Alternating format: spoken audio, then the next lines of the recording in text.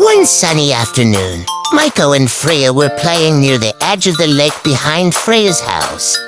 They loved spending their weekends here, collecting smooth pebbles and skipping them across the water. Maiko, always the adventurer, had an idea. "Hey, Freya, I bet we could find something cool underwater if we dive deep enough," he said, his eyes sparkling with excitement. Freya, ever the curious and brave friend, nodded eagerly. "Let's do it. But we'll need goggles and a rope just in case." The two friends grabbed their goggles and dove into the cool lake water. At first, everything seemed as ordinary as it always was. The water was clear, and the sunlight filtered down through the ripples, making everything shimmer like diamonds. But as they swam further out, something strange happened. They noticed that the water seemed to get even clearer, almost as if they were passing through an invisible barrier. Suddenly, with a gentle whoosh, Maiko and Freya found themselves tumbling down into a vast, glowing world beneath the lake. The ground was soft and sandy, and the water sparkled with an ethereal light, almost like 1,000 tiny stars were swimming all around them. "Whoa!" Maiko gasped. "Where are we?"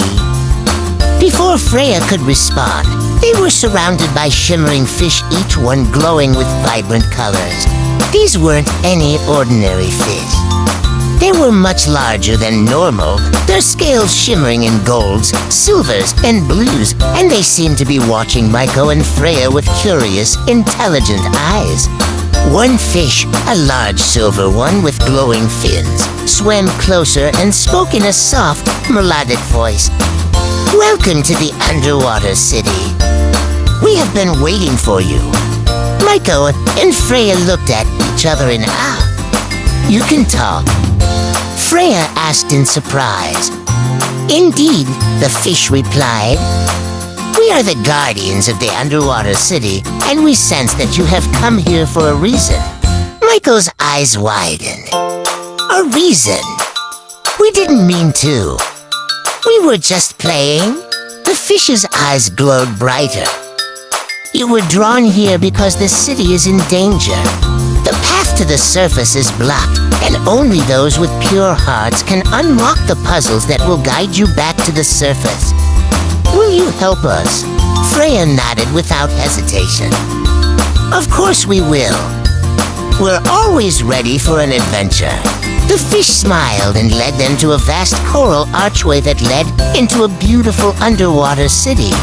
The buildings were made of coral and seashells, with tall spires and winding pathways.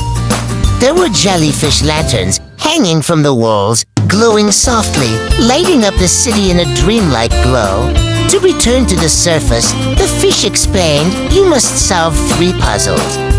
Only then will the path be open." Maiko and Freya stood together, ready for anything. "Let's get started," Maiko said, grinning. The first puzzle led them to a large, circular chamber surrounded by giant seashells. The walls echoed with soft, harmonious sounds, but the melody was incomplete. "The seashells sing," the fish explained, "but one note is missing. You must find the correct shell and play the note that completes the melody." Freya crouched down and picked up a small, spiral seashell. She held it to her ear, listening carefully. "I think I hear something," she said. "It's like a song." Maiko examined the other shells carefully and noticed one with a peculiar design, a bright purple shell that seemed to shimmer with a faint glow. He picked it up and pressed it gently, and out came a clear, musical note that filled the chamber. The sound seemed to ripple through the water, and suddenly, the missing note was complete. The seashells around them all chimed together in perfect harmony, and the door to the next chamber opened. "Well done," the fish called. But there are more challenges ahead. The next challenge was a twisting maze made of thick coral walls. The maze was filled with moving sea creatures, including octopuses, starfish, and tiny seahorses, all guiding Maiko and Freya in different directions. Freya looked around, studying the shifting paths. "We need to find the right pattern," she said, thinking hard. Maiko smiled. "I think it's about following the right creatures. The seahorses are moving in a specific direction, so maybe we need to follow them."